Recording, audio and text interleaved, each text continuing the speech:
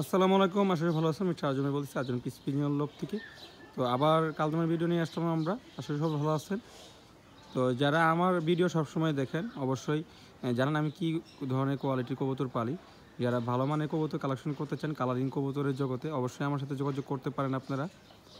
যেহেতু আমি বিভিন্ন কালারিং কবুতর পালি, তার থেকে বেশিরভাগ হচ্ছে আমার কালদম নিয়ে কাজ করি বেশিরভাগটাই আমি সময়। তারপরে পাশাপাশি হচ্ছে কালারিংয়ের ভিত্তিতে গররা, মুসালদম, চিলা, দুবাজ, এইসব কোয়ালিটির কবুতরও হচ্ছে আমার কাছে থাকে সব সময়।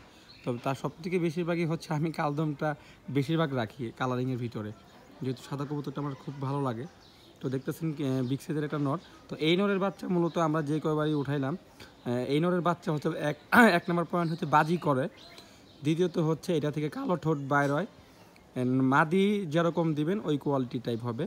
আমরা কালো ঠোঁটের বাচ্চা নিছি, এটা থেকে সাদা ঠোঁটের বাচ্চা আসছে, পরে আগলা কালো ঠোঁটের বাচ্চা আছে নরের মতন, বুট ঠোঁট আসছে, লম্বা ঠোঁট আসছে।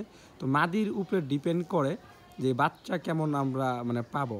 তো আমরা নর্থ থেকে বেশিরভাগই মাদির কনভেন্স করি, যেহেতু মাদির কোয়ালিটি টাইপের বাচ্চা আসে। নর সবসময় 30%, মাদির 70% দেয়, যেহেতু নরে 30% অল টাইমই পাই নরের। আর নরের যে কোয়ালিটিগুলো মাদির ভিতরে যায় সেটা হচ্ছে বাচ্চা কাচ্চার ভিতরে, সেটা হচ্ছে নরের কারণে বাচ্চা বাজি করে এবং বাচ্চা সবসময় লং লং হয়, মানে একটু বড় সাইজ হয়। নরের যেমন সাইজ গেট আপ, এরকম হচ্ছে বাচ্চার কোয়ালিটি আসে। দেখছেন ওই একটু মানে ভয় ভয় আছে এখানে। দেখেন পুরো এক হাত একটা কবুতর, মাশাআল্লাহ কি বলবো। আমরা একটু চোখের ভিডিওটা মূলত দেখাই, মাথার শেপ দেখছেন,